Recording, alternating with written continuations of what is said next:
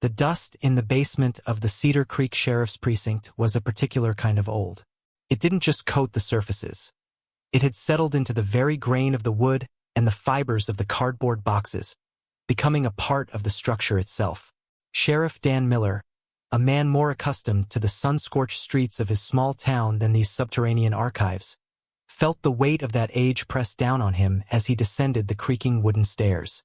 The air was cold and still, smelling of damp concrete and forgotten paper. He was down here on a mundane mission, hunting for a misplaced box of old traffic cone inventory, a task he delegated to himself simply to escape the oppressive summer heat.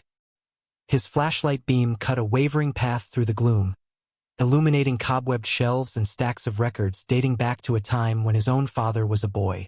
It was in a far corner, tucked behind a rusted filing cabinet, that the box called to him. It wasn't the box itself, a standard, unremarkable cardboard container, but the thick layer of gray dust undisturbed on its lid, and the frayed, yellowed twine that bound it shut. Most importantly, it was the single word stamped in faded black ink on the side. Sealed. Curiosity, that quiet, persistent engine of all discovery, ignited within him. Using his pocket knife, he sawed through the brittle twine, the fibers snapping with a sound like tiny bones breaking. The lid came away with a soft, protesting sigh. Inside, nestled in a bed of yet more dust, lay a single, thick case file. The folder was made of a heavy, buff-colored cardstock that felt brittle under his fingertips. He lifted it out, the flashlight propped under his chin, and read the date typed on the tab. October 17th, 1946. Below that, a name Miller John. A strange, cold coincidence, sharing a surname with no relation he knew of. He opened the file. The first page was a standard incident report, but the details were sparse, the language deliberately vague. It mentioned a welfare check at the Miller farm on the outskirts of town. The family was listed: John Miller, patriarch, his wife, Clara, and their 7 daughters, Eliza, Mary, and Catherine, Beatrice, Dorothy, and Faith. 7 daughters. Dan's mind conjured an image of a bustling, chaotic farmhouse, a stark contrast to the silent, dusty tomb where he now stood. But the report held no warmth. It spoke of reported disturbances and domestic incidents, the words swimming in a sea of bureaucratic evasion. The final entry was a single, damning line: case closed. No further action required. It was signed by a sheriff whose name Dan recognized from the old portrait hanging in the precinct lobby. He sifted deeper. There were a few witness statements, all from neighbors, their testimonies clipped and unhelpful. They spoke of the family keeping to themselves, of the girls being quiet. One statement, from an Eleanor Higgins, mentioned seeing lights on late at the Miller place and hearing raised voices. But she had retracted the comment in a follow-up note, scribbled hastily at the bottom of the page. There were no photographs, no evidence logs, no medical reports. Just this thin, unsatisfying narrative of something that was very clearly wrong, but had been deemed, officially, not wrong enough. A profound sense of unease settled in Dan's gut. This wasn't just an old file. It was a ghost. It was the echo of a door being firmly shut, a story deliberately left untold. The lack of resolution felt like a physical presence in the room, a cold spot in the stale air. He thought of his own daughter, safe and sound at home, and the idea of 7 girls living in a house that warranted a sheriff's visit, only to be abandoned to whatever fate awaited them, made his skin crawl. The traffic cones were forgotten. He carefully reassembled the file, his fingers leaving smudges on the pristine dust of decades. He knew, with a certainty that felt both thrilling and dreadful, that he could not simply place this box back in its dark corner. A secret had been waiting here, patient as stone, and he was the one who had found it. The investigation, 75 years delayed, had just begun. The scent of lemon polish and slow decay clung to the air in Eleanor Higgins's parlor, a fragile barrier against the world outside. Sheriff Dan sat perched on the edge of a floral-printed armchair, its springs groaning a soft protest under his weight. Sunlight, filtered through lace curtains heavy with dust, fell in weak, checkered patterns across the faded Persian rug. Eleanor herself was a small figure swallowed by a larger wingback chair, Her hands, a delicate lattice of blue veins and thin bones, restlessly pleating the hem of her knitted shawl. She had agreed to see him with a quiet reluctance, her voice over the phone a dry rustle of leaves. He had come with the 1946 file tucked under his arm, a physical weight he hoped would pry open the past. He started gently, mentioning the old Miller farm, the family that used to live there. At the name, a subtle rigidity seized Eleanor's frame. Her eyes, a pale and watery blue, fixed on a point somewhere beyond Dan's shoulder, looking at a memory he could not see. She spoke of the Millers in the broad, non-committal strokes of small-town recollection. Yes, they kept to themselves. John Miller was a serious man, a man who believed in discipline and hard work. A good farmer, people said. But as Dan gently probed, his questions circling closer to the heart of the sealed file, her answers began to fray at the edges. Her words became vague, drifting away from specifics like smoke. She remembered the daughters as quiet shadows, girls who never lingered after church, who were never seen at town picnics or soda fountains. Their isolation was a fact, stated without pity, as one might note a peculiar weather pattern. But when Dan mentioned the sheriff's visit, the one documented in the file, her pleading fingers stilled. A profound silence filled the room, thick and uncomfortable. Her gaze finally met his, and for a fleeting moment, Dan saw it. A bright, sharp flicker of fear, there and then gone, veiled behind a film of aged resignation. She looked down at her hands, her voice dropping to a near whisper. She said it wasn't her place, that some fences were best left unmended. Some stories, she murmured, were like old graves. Disturbing the soil only let out bad smells. It was a warning, cryptic and heavy with implication, delivered not with malice, but with a weary dread that seemed to sap the light from the room. She would not be drawn further. She offered him more tea he did not want, her movements brittle with a need for the conversation to be over. The interview was closing, the door of the past she had cracked open now firmly shutting. As Dan stood to leave, his suspicions were no longer just a theory born from a dusty file. They were a cold, solid certainty taking root in his chest. Eleanor Higgins's fear was not a general fear of gossip or causing trouble. It was a specific age terror, tied directly to John Miller and the 7 silent daughters. Her cryptic words were not just the ramblings of an old woman. They were a confirmation. The town's silence was not a simple lack of memory. It was a choice, a collective, deliberate act of forgetting, and he had just been handed the first fragile thread to pull it all apart. The Miller farmhouse stood as a skeleton against the bruised twilight sky, its windows hollowed out, its clapboard siding bleached gray by decades of sun and scoured by winter winds. Sheriff Dan picked his way through the corpse of the home, his boots crunching on plaster and shattered glass. The air was thick with the ghosts of old lives, the faint, sweet-sour smell of rotting wood, the metallic tang of rust from a cast-iron stove lying on its side in the parlor. He had come on a long shot, a compulsion he couldn't explain after his unsettling visit with Eleanor Higgins. If the town had buried the truth, perhaps the house itself had held onto a piece of it. He found himself in what must have been a bedroom, the smallest of them all, tucked under the eaves. The floorboards groaned a different, more plaintive note here. A section near the wall, warped and swollen with moisture, seemed loose. Kneeling, he worked his fingers into the narrow gap, feeling the splinters bite into his skin. With a grunt, he pried the board upward. The space beneath was a pocket of absolute blackness, smelling of dry earth and mice. His probing fingers brushed against something that was neither wood nor stone. It was a bundle, wrapped in oilcloth, tied with a disintegrating length of ribbon. He carried it to the fading light of the window. Unwrapping the cloth was like performing a sacrament. Inside lay a small book, its cover a faded floral pattern, its spine cracked. A diary. He opened it carefully. The handwriting on the first page was a young girl's, elegant and looping, but with a desperate, hurried pressure. Property of Eliza Miller, it declared, my private thoughts. The date below was April 12, 1946. The early entries were deceptively mundane, chronicling the small dramas of a large family.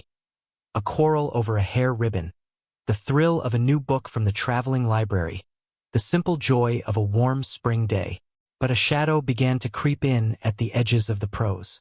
Mentions of their father, John, were always preceded by a palpable tension. Papa was in a dark mood today, one entry read. Asterisk, the air in the house was thick with it. We moved like mice, not a word spoken at supper. Mary spilled her milk and he did not shout, only looked at her. That was worse star. As the weeks turned to months, the entries grew more frantic, the fear less veiled. Eliza wrote of doors being locked from the outside at night, of the sound of her father's heavy tread on the stairs making her heart hammer against her ribs like a trapped bird. She wrote of his eyes, how they would track her and her sisters, cold and assessing. Asterisk, he says the world is a wicked place, that he is building a wall around us to keep us pure. But the wall feels like it is made of stone, and we are the ones buried inside star. Then came the codes. Scattered throughout the later pages were clusters of seemingly random letters and numbers. At first, Dan dismissed them as a child's game, but the context of the surrounding entries, descriptions of whispered conversations in the dark, of signals passed with the tilt of a head, told him otherwise. He realized he was looking at a secret language, a desperate system of communication forged between 7 sisters living in a gilded cage. One recurring sequence, B7W, was always followed by a description of her father's most volatile states. Another, H4S, seemed to correspond with a specific, hidden spot in the barn where they would leave small tokens for one another. A pretty stone, a wildflower. Tiny acts of defiance and reassurance. The final entry was dated October 16, 1946, the day before the sheriff's visit was logged in the file. The handwriting was a frantic scrawl, the ink blotted in places as if by tears. He knows. It began. Asterisk, I don't know how, but he knows about the signals. The look he gave me at supper. It was a promise. Mary is to be punished. We are all to be punished. We must be quieter than shadows now. We must be nothing star. Dan closed the diary, his hands trembling slightly. The official file had been a narrative of absence, of questions deliberately unasked. This small book was the answer. It was not just a record of events. It was the raw, beating heart of the terror those 7 girls had lived. He could feel their collective breath on the back of his neck, their silent, desperate pleas echoing through the ruins of their home. The coded messages were not just a game. They were the fragile threads of sanity and solidarity in a house designed to break them. He had come looking for clues to a cold case, but he had found a chorus of ghosts, and their song was one of pure, unadulterated fear. The world of the Miller farm in the high summer of 1946 was a gilded prison, its bars forged not from iron but from the unyielding will of one man. John Miller stood on his porch at dawn, a silhouette against the rising sun, his broad shoulders and calloused hands the very image of pastoral strength. To the town of Cedar Creek, he was a pillar, a man whose wheat fields were the greenest, whose barns were the straightest, a man of God and soil who commanded a quiet respect. But within the boundaries of his own land, that respect curdled into something darker, a total sovereignty that choked the very air. The house, a sturdy white-clapboard structure, was his kingdom, and his 7 daughters were its subjects. The day began and ended with his rules, a litany of do's and don'ts whispered by his wife, Clara, a woman whose spirit had long since been worn down to a nervous nub. Breakfast was a silent affair, the only sounds the clink of cutlery and the oppressive tick of the grandfather clock. John sat at the head of the table, his presence a cold stone around which the family nervously orbited. His eyes, a flat, flinty gray, moved from one daughter to the next, cataloging every slight imperfection. A slouched posture, a furtive glance, a tremble in a hand. His control was a subtle, psychological poison. He did not need to raise his voice. A disapproving stillness was weapon enough. He isolated them with the language of protection. The world beyond their fence line was painted as a den of iniquity, a place of moral decay and dangerous influences. Trips to town became rare, supervised events, and conversations with neighbors were strictly forbidden. He peeled away their connections to the outside world one by one, ensuring their only reality was the one he constructed for them within the walls of the farmhouse. Their world shrank to the dimensions of his approval. He wielded affection and disapproval with the cold precision of a surgeon.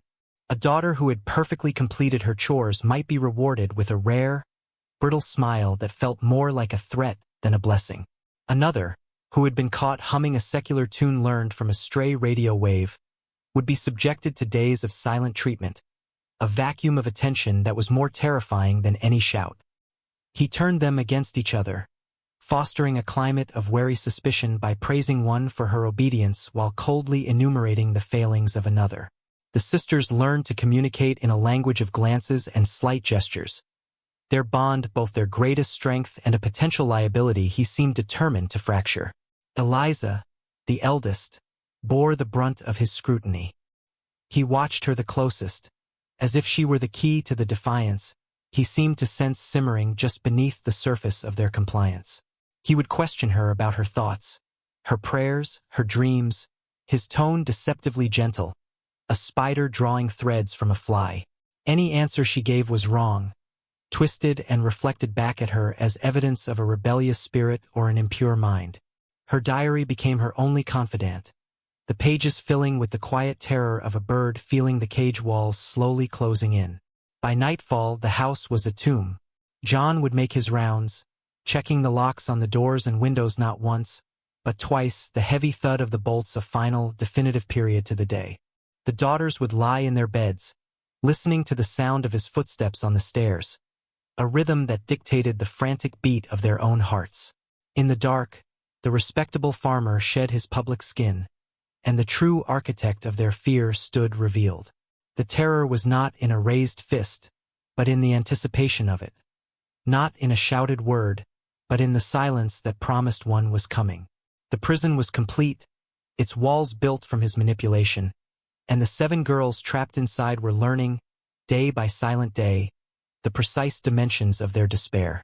The first open-handed slap, delivered to Mary for the crime of a poorly mended seam, cracked through the stifling kitchen air with the sound of a dry branch snapping. It was not just a blow against skin and bone. It was the shattering of an unspoken boundary. The psychological dominion John Miller had so carefully constructed was no longer enough. The subtle tyranny of silence and disapproving glances gave way to a new, brutal language written in the sharp, stinging impact of his palm. The daughters watched, frozen, as Mary stumbled back, a hand flying to her reddening cheek, her eyes wide not with pain, but with the horrifying understanding that the rules of their world had irrevocably changed. After that, the violence became a weather pattern in the house, unpredictable and terrifying.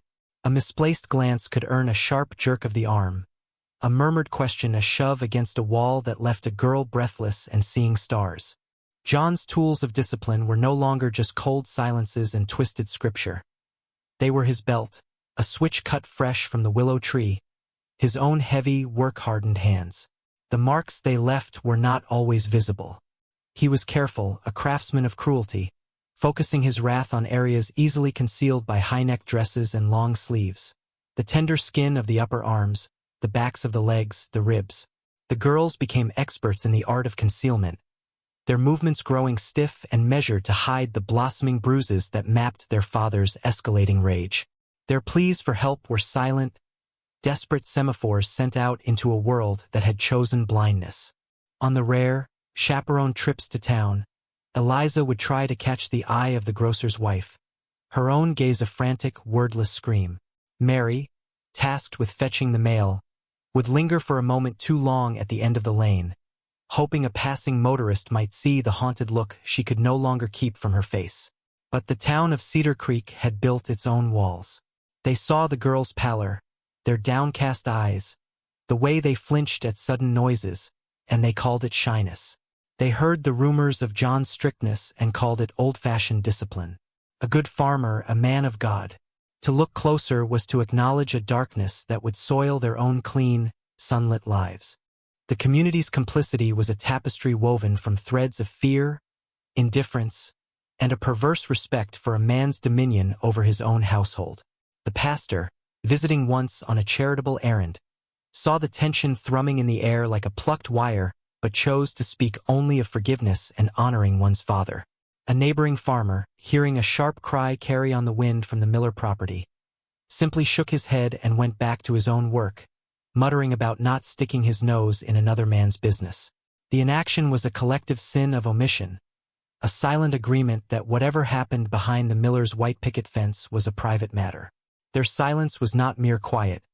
It was a form of consent, a brick laid in the wall that imprisoned the 7 sisters. Inside that wall, John's dominance tightened like a vice. The secret signals between the daughters, once a lifeline of solidarity, now felt like a dangerous game. Every whispered word in the dark, every furtive exchange of a comforting glance, carried the potential for catastrophic discovery. The fear was a living thing, coiling in their stomachs, tightening their throats. They moved through their days as if walking on a floor of thin ice, each step a calculated risk. The farm, once just a place of isolation, was now a fully realized kingdom of dread, and John Miller was its absolute, unchallenged monarch. The outside world had abandoned them to his rule, and with every passing day, the hope of escape grew fainter, a small, guttering candle in an ever-expanding darkness. The 7 daughters of John Miller moved through their days as a single, multi-limbed organism of shared suffering. Eliza, Mary, and Catherine, Beatrice, Dorothy, and Faith. Their names were a whispered litany of survival, their individual identities slowly subsumed by the collective need to endure. Their world was a series of small, desperate economies. The economy of silence, of space, of hope. Each morning, they rose with the sun, not to its promise, but to the grim accounting of their father's mood. A calculation made from the set of his shoulders at the breakfast table, the tone of his first uttered word. The house itself seemed to hold its breath with them. Every creak of a floorboard a potential alarm. Every slamming door a minor heart attack. Their daily struggles were a meticulously choreographed dance of avoidance and appeasement. Chores were not simply tasks to be completed, but performances to be graded. A dust mote left on a windowsill could be an infraction. A slightly wilted flower in a vase, a sign of spiritual decay.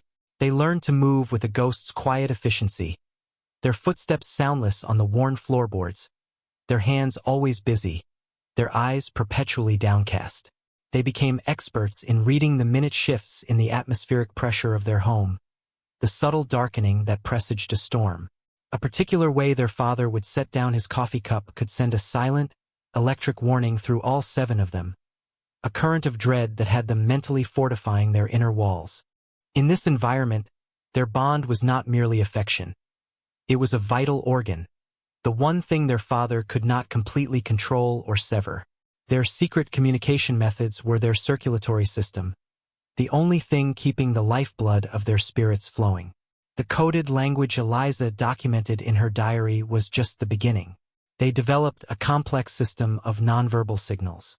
A certain tap of a finger against a dinner plate meant be careful, he's watching you. A specific tilt of the head toward the window signaled he's coming. They learned to pass notes in the folds of laundered sheets, tiny squares of paper with messages written in crushed berry juice that would fade to nothing if discovered. In the dead of night, the wall between their bedrooms became a telegraph line, a series of soft, rhythmic taps. 1 for A, 2 for B, spelling out words of comfort, warnings, and fragmented dreams of a life beyond the fence line. Their hopes for escape were fragile, paper-thin things, cherished and hidden like contraband. They were built from stolen moments. A glimpse of a car speeding down the distant highway, a snippet of a joyful song from a radio left on in a neighbor's barn, the vibrant, impossible blue of a jay's feather found in the yard. These tiny artifacts of the outside world were their currency of hope.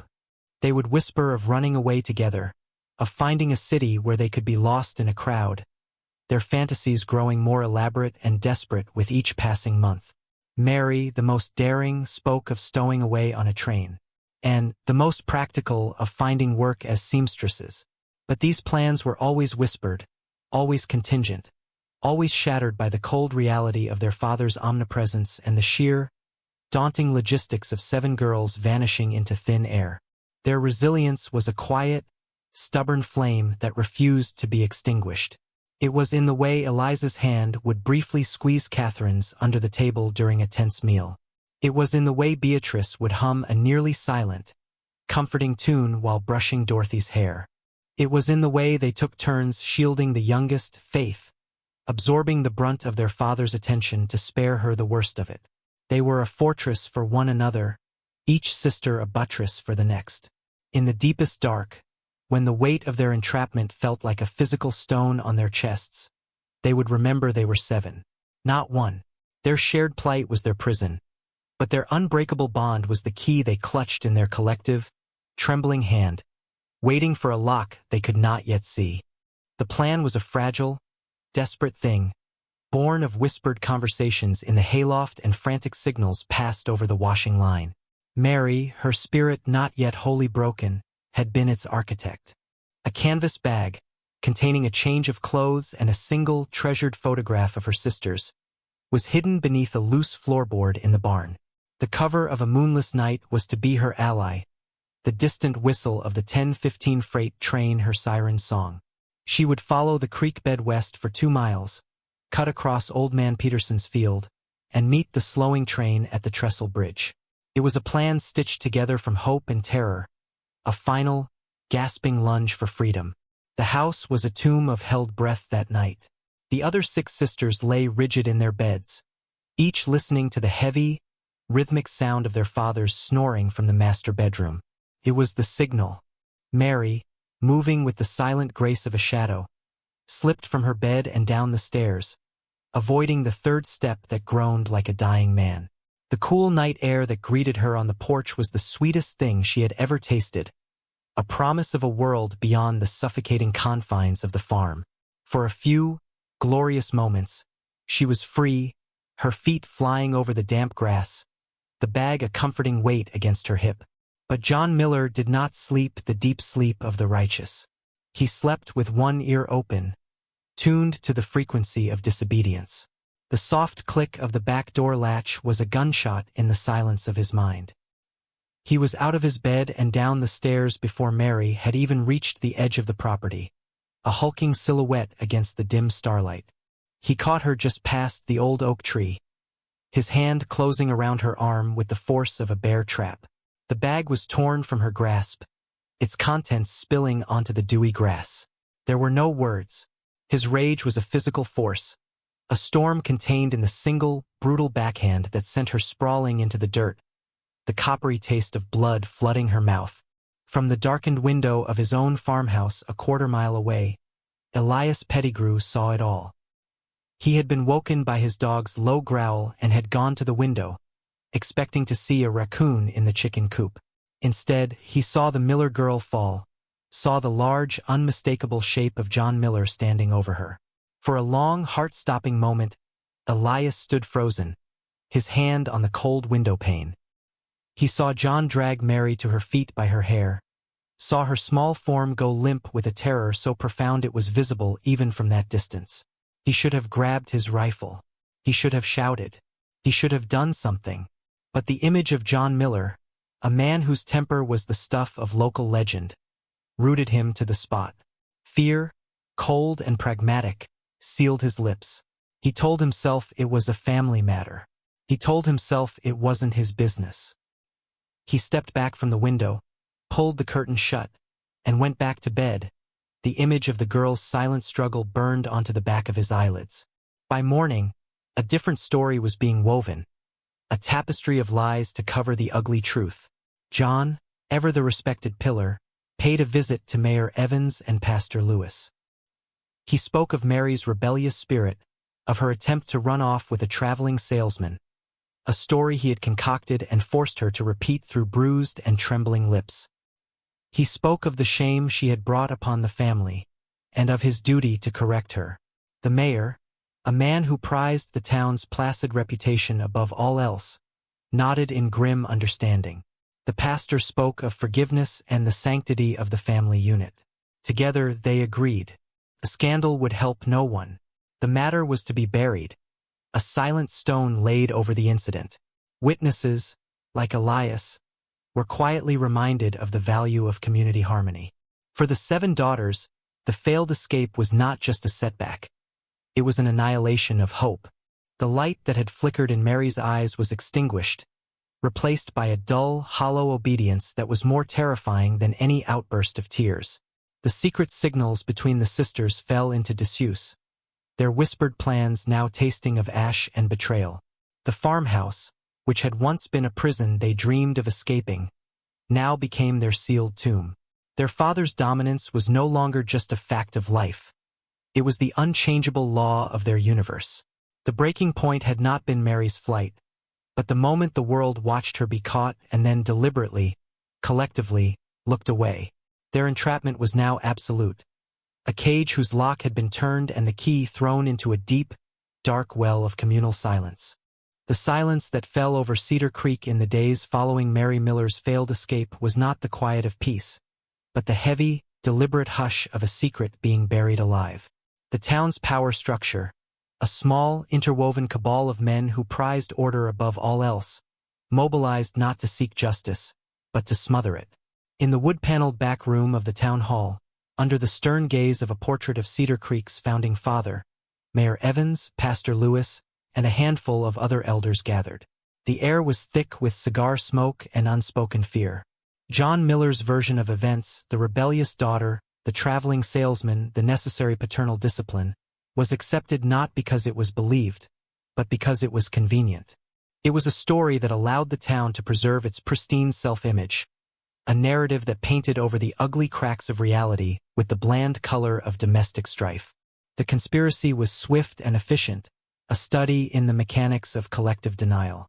Mayor Evans, a man whose jowly face was a mask of civic concern, used his influence to ensure the sheriff's initial report remained a vague, toothless document. He paid a personal visit to the sheriff, a man whose ambition was outweighed by his desire for a quiet life, and impressed upon him the importance of stability, of not tearing families apart over what was, in the end, a private matter. The case file was sealed, a single, decisive act that legally erased the incident from the town's conscience. It was an administrative murder of the truth, carried out with stamps and signatures. Pastor Lewis provided the spiritual justification for the cover-up. The following Sunday, his sermon was not one of righteous anger or protection for the vulnerable, but a carefully crafted homily on the 5th commandment. He spoke of honoring one's father and mother, of the sacred, inviolable nature of the family, and of the dangers of a rebellious heart. He never mentioned the Millers by name, but every soul in the pews knew precisely whose story was being sanctified from the pulpit. His words were a balm for the guilty and a warning to the curious, effectively blessing the silence that was descending over the town. He made complicity feel like a religious duty. The pressure applied to potential witnesses was a masterclass in small-town coercion. Elias Pettigrew, who had seen the brutal capture from his window, found himself visited by the mayor and the pastor. They did not threaten him outright. They simply talked. They talked about his standing in the community, about his business, about how easily a man's reputation could be tarnished by gossip and association with unpleasantness.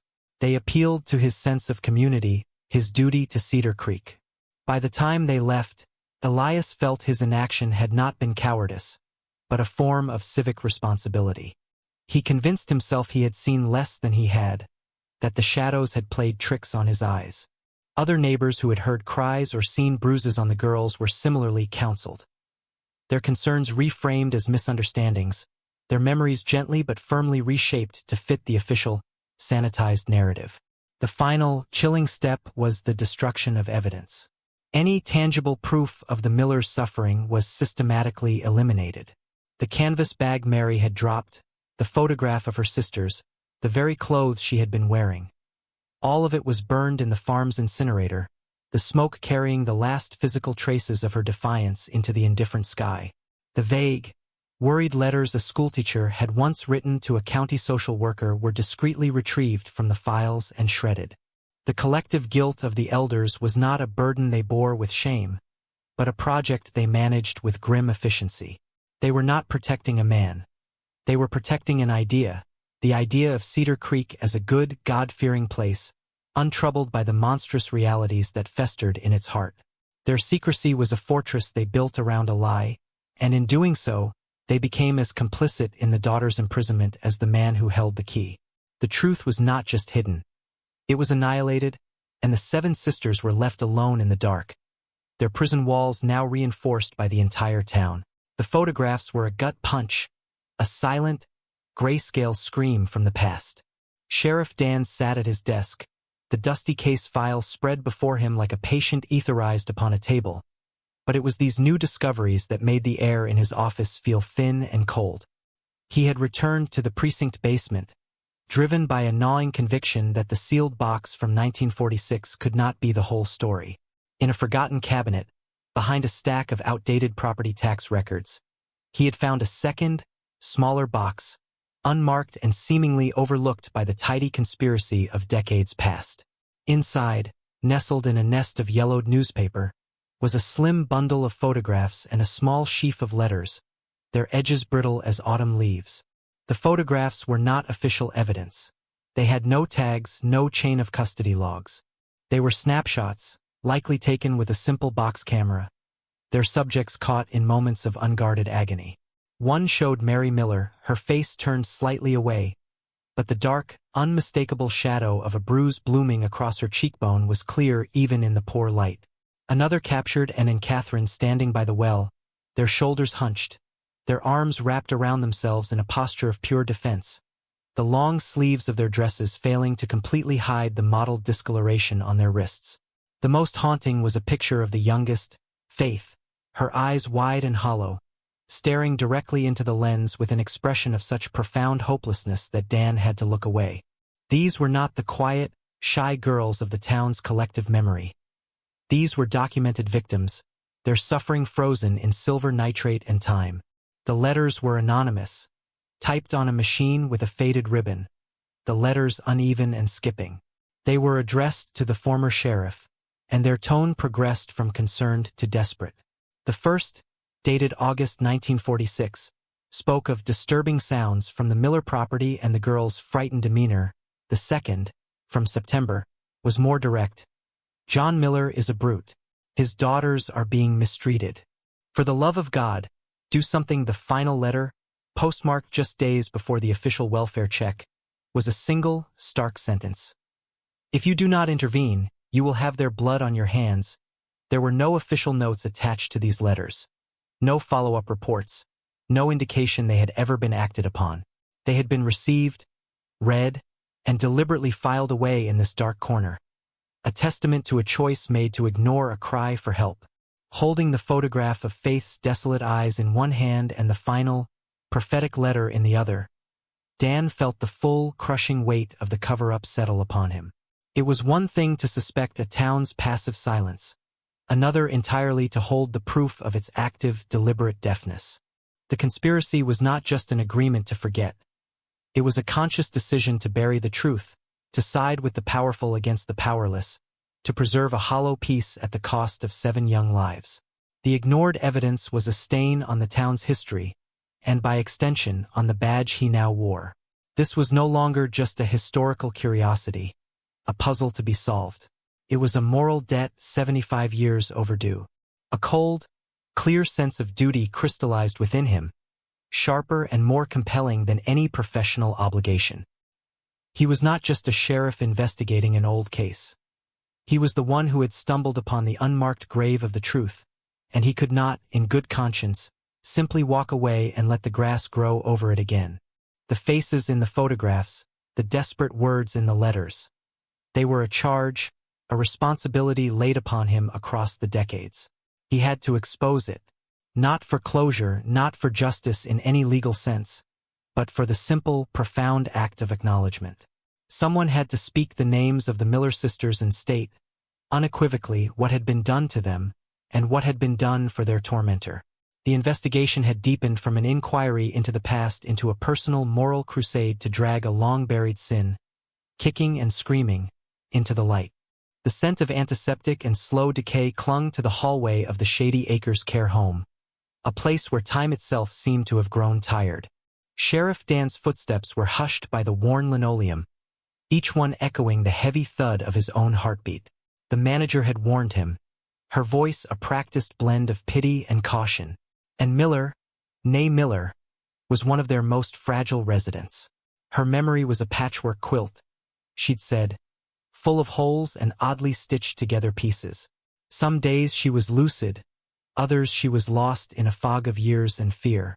Dan clutched the small file folder containing the anonymous letters and the copy of the photograph of Anne and her sister by the well. He felt like an archaeologist about to disturb a sacred, unstable tomb. Her room was at the end of the hall, a small space dominated by a single window looking out onto a manicured lawn. And sat in a high-backed chair, a tiny, bird-like figure swallowed by a thick, knitted afghan. Her hair was a wispy white cloud around a face so etched with lines it seemed to be a map of every sorrow she had ever carried. Her hands, resting on the blanket, trembled with a constant, fine vibration.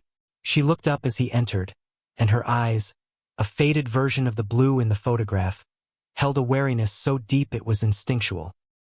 He introduced himself softly, sitting in the chair opposite her, keeping a respectful distance. He mentioned Cedar Creek, the old farm. At the name of the town, her gaze sharpened for a fraction of a second, a flicker of recognition in the fog. He spoke gently of the investigation, of wanting to understand what happened to her and her sisters. He did not mention her father by name, but his presence was a ghost in the room, and Anne seemed to feel its chill. Her trembling intensified. She began to speak, her voice a dry rustle, the words emerging not in a linear narrative, but in fragmented, painful shards. She talked about the cold. Not the cold of winter, but a cold that got into your bones and stayed there. She recalled the sound of a lock turning, the heavy, final sound of the bolt sliding home at night. Her hands plucked at the afghan, her fingers worrying the yarn as if trying to unravel a memory. She described the silence at the dinner table, a silence so thick you could choke on it, broken only by the sound of her father's chewing. She remembered the way he would look at them, his gaze a physical weight, making her feel small and exposed. Her memories were sensory and visceral, stripped of context but saturated with the pure emotion of terror. The trauma was not a story she told. It was a state of being that still clung to her, evident in the way she flinched when a cart rattled past in the hallway, in the way her eyes darted toward the door as if expecting it to fly open. Then, her voice dropped to a whisper, a secret for his ears only. She spoke of the bad things, the things that happened in the dark. She didn't give details, her mind perhaps protecting her from the worst of it, but she hinted at acts that made Dan's blood run cold. She mentioned the cellar, a place they were all forbidden to go, and a strange, knowing look entered her eyes. He had his secrets down there, she murmured, her voice trembling. Asterisk things worse than the hitting. Things you don't forget. Things that stain your dreams. Asterisk she looked at him then, her gaze suddenly lucid and piercing. You think you know, she said, her voice gaining a sliver of strength. Asterisk but you don't. You can't. It was darker, Star. The interview lasted less than half an hour before a nurse came in, citing fatigue. Anne's fragile energy had dissipated, and she had retreated back into herself, her eyes losing their focus, staring at something in the middle distance that only she could see. As Dan stood to leave, feeling emotionally gutted, she reached out a trembling hand and caught his sleeve. Her grip was surprisingly strong. Find the others, she whispered, her breath a ghost on his cheek. Asterisk ask them about the cellar. Ask them about the crying in the walls, Star. Walking back out into the blinding afternoon sun, Dan felt the world tilt on its axis. The official file, the cover-up, the cryptic warnings, they had all been abstractions, a historical puzzle. But Anne Miller was real. Her fragmented memories were not just clues. They were the raw, bleeding nerve endings of a horror that had never healed. Her hints at worse acts, at the darkness in the cellar, pushed him from the shores of suspicion into the deep, horrifying ocean of reality. He wasn't just investigating a case of abuse anymore. He was hunting a monster, and the survivor had just given him his first, terrifying glimpse of its true shape. The truth, when it finally came, did not arrive as a thunderclap, but as a slow, chilling tide, each wave of memory from and Miller's lips eroding the last vestiges of Dan's professional detachment and leaving behind the raw, ugly shoreline of a horrific reality. He had returned to Shady Acres, the anonymous letters and the photograph of the bruised sisters feeling like lead weights in his pocket. This time and was waiting for him, her posture less brittle, her faded eyes holding a grim resolve, as if she had spent the intervening days gathering the shattered pieces of her past, steeling herself to assemble them one last time. The air in the room was different, charged with the grim electricity of a confession long overdue. She began not with her father, but with the night. She described the dread that would seep into the house after sunset, a palpable entity that thickened the air and made every breath a conscious effort. The sound of her father's boots on the stairs was not just a warning. It was a death knell for the day's fragile peace. She spoke of the specific, sickening terror that gripped her when his shadow fell across her bedroom doorway, the way the floorboards would creak under his weight as he moved from bed to bed. Her voice was a flat, emotionless monotone, as if she were reciting a story that had happened to someone else, a necessary dissociation to survive the telling. Then, she gave the unspeakable acts their names. The psychological torment and the physical blows, detailed by her sisters and hinted at in the diary, were merely the prelude. John Miller's abuse was a comprehensive system of domination, and its most vile instrument was sexual violation. She described, in blunt, devastating detail, the nightly invasions of their bodies, the rough, claiming hands that left invisible stains, the pain that was both searingly physical and soul-obliterating. She spoke of the specific, cruel rituals he enforced, the way he would use scripture to justify his acts, twisting words of faith into a weapon to break their spirits and ensure their silence. The daughter's suffering was not sporadic.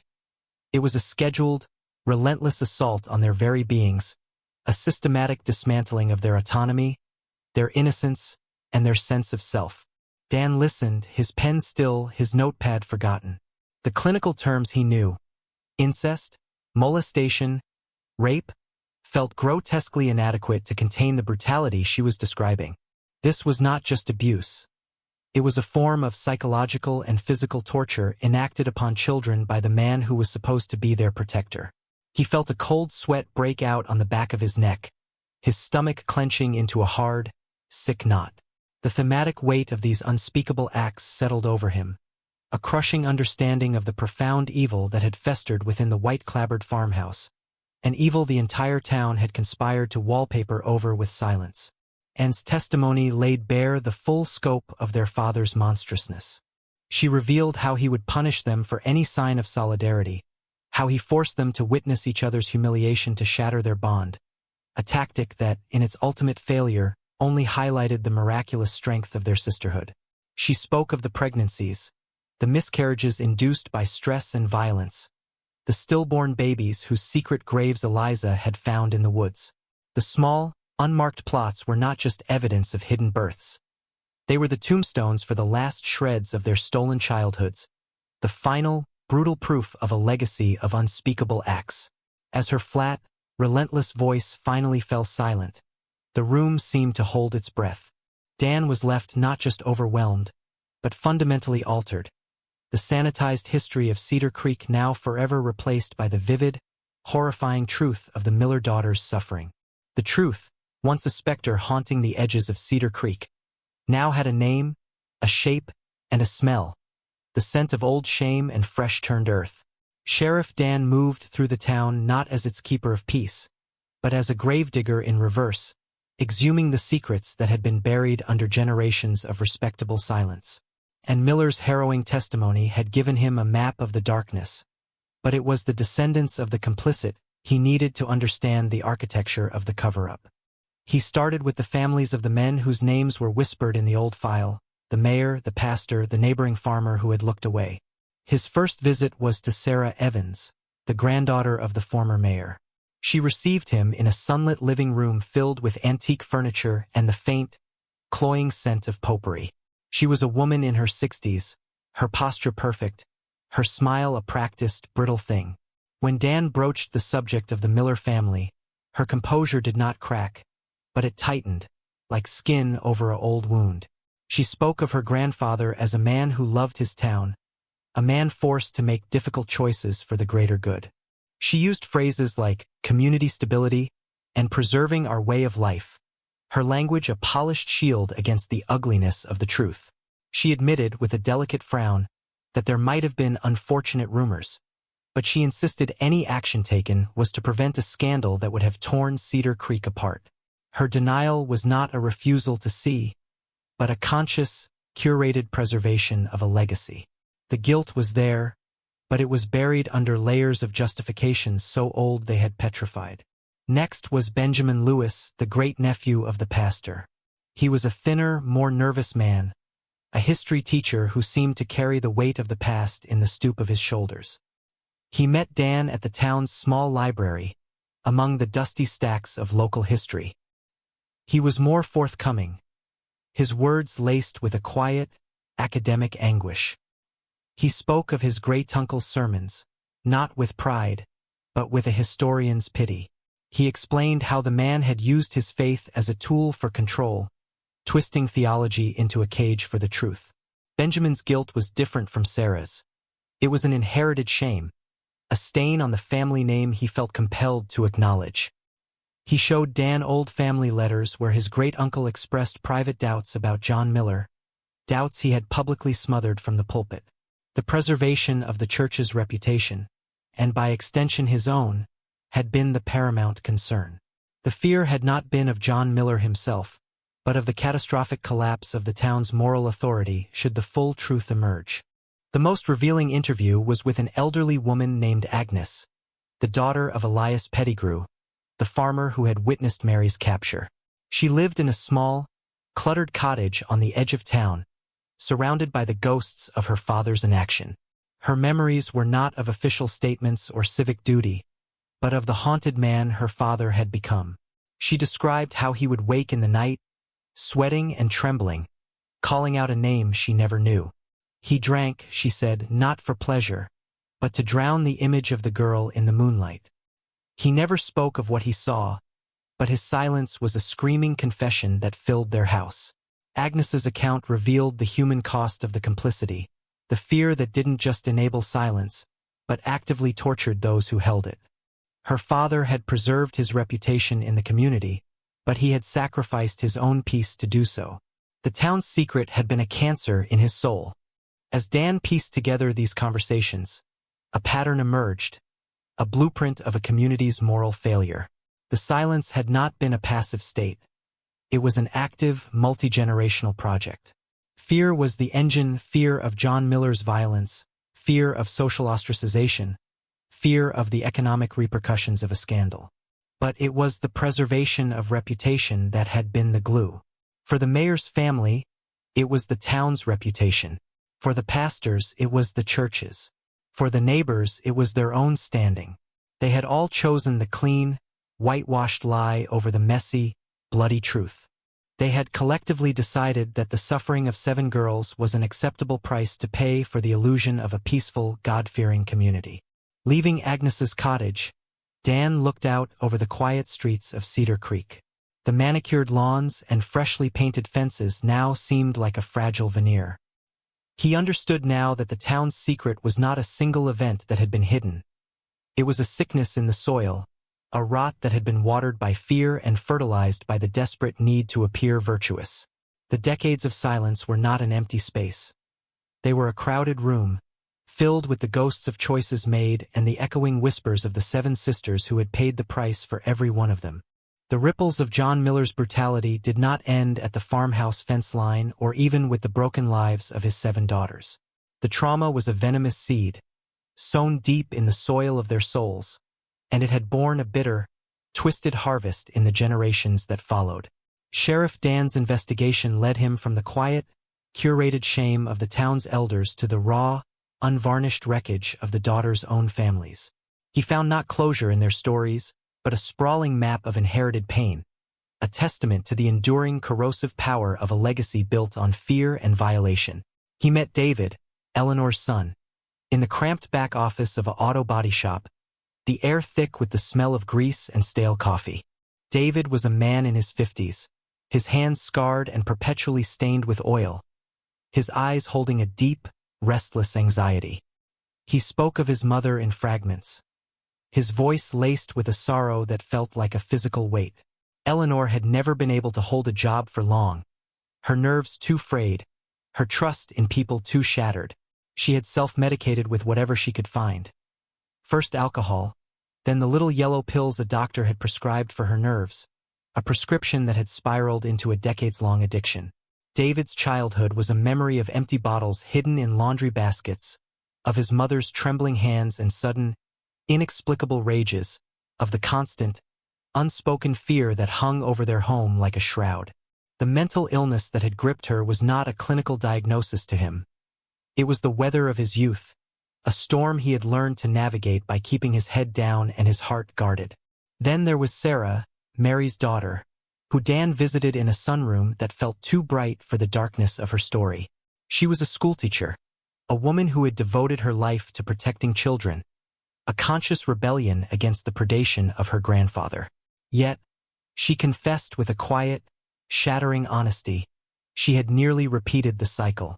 She described the cold, reflexive anger that would sometimes seize her when her own son cried, a terrifying echo of a violence she had never witnessed but had somehow absorbed through her mother's milk. Mary, broken by her failed escape and the subsequent torments, had been emotionally absent, her own trauma a wall between her and her child. Sarah had spent years in therapy, fighting the ghost of her grandfather's cruelty, trying to ensure it died with her mother's generation. Her life was a testament to the hard, daily work of breaking the chain, a battle fought in the quiet moments between a deep breath and a soothing word. The generational abuse manifested in more overt ways in the lives of Catherine's children. Her son, Michael, was serving a 10-year sentence for aggravated assault, a man whose entire life had been a series of explosive, uncontrollable rages. Her daughter, Laura, had cycled through abusive relationships, each man a variation of the controlling, dominant figure her grandfather had been, as if she were unconsciously trying to resolve some ancient, unresolved conflict. They had learned, in the crucible of their mother's unresolved pain, that love was synonymous with control and violence was a legitimate form of communication. The legacy was not just in their actions, but in their expectations of the world. A deep-seated belief that they deserved punishment, that safety was an illusion, and that trust was a fool's game. Dan left each of these encounters feeling as though he were carrying stones. The story of the Miller sisters was no longer confined to a single, horrific period in 1946. It was a living, breathing entity, its tendrils wrapped around the hearts of their children and grandchildren, shaping their fears, their addictions, their very capacity for love and trust. The ruined lives were not a matter of bad luck or poor choices. They were the logical, devastating conclusion of a foundational trauma that had never been acknowledged, never treated, and never mourned. The legacy was in David's anxious eyes, in Sarah's hard-won calm, in the prison file of a man who had never met his grandfather but carried his rage. The impact was not a historical footnote. It was a present-tense reality, a river of pain flowing from a poisoned spring, proving that some wounds are so deep, they are inherited. The town hall was a pressure cooker of stifled history and simmering dread. Every wooden bench was filled, every face a mask of apprehension or defiance. The air, thick with the scent of old varnish and nervous sweat, seemed to vibrate with the collective memory of 75 years of deliberate silence. Sheriff Dan Miller stood before them, not on the raised dais usually reserved for town officials, but on the same level as the people he served, a deliberate choice that erased the distance between authority and accountability. In his hands, he did not hold a gavel or a policy paper, but the accumulated weight of a sealed file, a hidden diary, anonymous letters, and the fractured testimonies of broken lives. He was not there to propose a new ordinance or debate a budget. He was there to perform an exorcism. He began not with accusations, but with names. He spoke them slowly, clearly, letting each one hang in the hushed air like a bell tolling. Eliza, Mary, Catherine, Beatrice, Dorothy, Faith. He painted their portraits not as the shy, spectral figures of town legend, but as real girls with hopes and fears, girls who whispered secrets in the dark and dreamed of escape. Then, he methodically dismantled the wall of lies that had encased their suffering. He held up copies of the photographs, the bruised cheekbone, the defensive postures, the hollow eyes. He read excerpts from the anonymous pleas for help, the desperate words that had been filed away and forgotten. He did not shout. His voice was a low, relentless tide, each fact another wave washing over the audience, eroding the foundations of their cherished ignorance. The reaction was not unified. It was a seismic fracture running through the heart of the community. For some, the shame was immediate and overwhelming.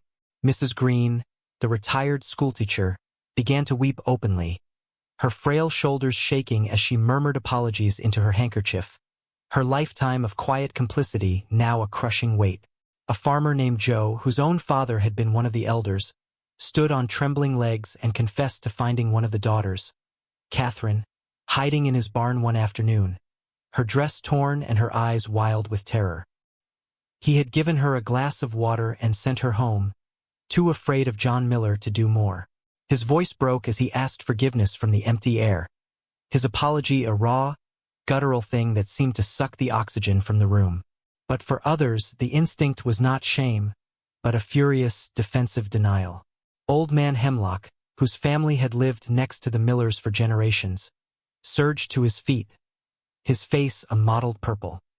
He jabbed a gnarled finger toward Dan, his voice a rasp of outrage. He called it a witch hunt, a digging up of ancient history meant to slander good people who were no longer here to defend themselves.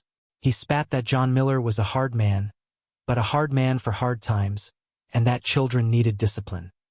His denial was a fortress, and he manned its walls with a lifetime of practiced indifference, refusing to let the ghosts of 7 girls breach his defenses. Others nodded along with him, their faces set in grim lines of resistance, their silence now a conscious, active choice to preserve the lie they had lived with for so long. The meeting devolved into a chaotic chorus of conflicting emotions, tearful admissions clashing with angry rebuttals, whispered regrets shouted down by vehement justifications.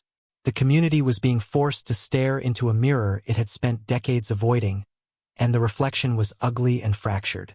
Dan stood his ground, a still point in the storm, allowing the outrage and the shame to erupt. He did not seek to control it, only to witness it.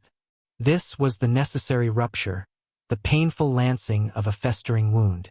The confrontation was not about assigning individual blame, but about forcing a collective acknowledgement that the idyllic past they cherished was a carefully constructed fiction, and that the price of that fiction had been the souls of 7 sisters. The truth was out. A live wire dropped into the heart of Cedar Creek, and the town was finally, violently, facing the scorched and terrible landscape of its past. The days following the town hall meeting settled over Cedar Creek like a shroud of unsettled dust. The initial, explosive confrontation had passed, leaving behind a quiet, pervasive ache, a community nursing a self-inflicted wound. The truth was no longer a secret to be kept, but a stain on the public square, and everyone now had to decide how to live with its indelible mark. The town grappled with the revelation not as a single, unified body, but as a collection of fractured individuals, each processing the ugly history in their own way, their paths to healing as divergent as their reactions had been in the heat of the moment. In the wake of the meeting, small, fragile initiatives began to sprout from the scorched earth of the past. Mrs. Green, her conscience newly raw, organized a quiet gathering at the local library, a reading circle focused on books about trauma and recovery. It was a timid, almost apologetic start, but the dozen or so residents who attended, their faces etched with a mixture of guilt and determination, represented a shift. They spoke in hushed tones, not about the Millers directly, but about the importance of listening, of believing children, of the poison of silence. It was a tentative first step toward building a new vocabulary for a town that had only ever known how to whisper. The pastor, successor to the man who had sanctified the cover-up, began drafting a sermon on communal repentance and the true meaning of compassion. His words a stark contrast to the sermons of 1946. Sheriff Dan watched these small movements from a distance, a complex mix of satisfaction and sorrow tightening his chest. He walked the quiet streets in the evening, the same streets he had once believed he knew so well, and now saw them as a map of hidden pain. He reflected on the concept of justice, turning it over in his mind like a smooth, cold stone. There would be no legal reckoning. John Miller was long dead. The statutes of limitations had expired decades ago, and the legal system of 1946 had been an active accomplice in the crime. The justice he had initially sought, the arrests, the trials, the convictions, was an impossibility. The justice that was now unfolding was slower, messier, and more profound. It was in Mrs. Green's reading circle, in the Farmer Joe's public apology, in the simple, agonizing act of a community finally saying the words out loud. It was a moral justice, and he understood now that it was the only kind possible.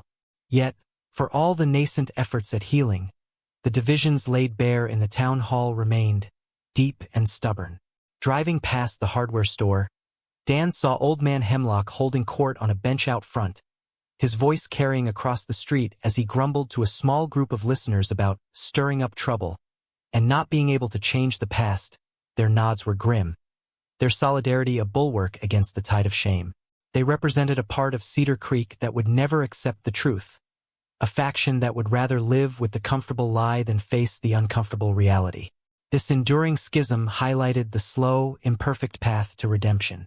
Healing was not a destination the town would reach together, but a journey each person would have to choose for themselves, and some would simply refuse to take the first step. The aftermath was not a clean break, but a messy, ongoing process.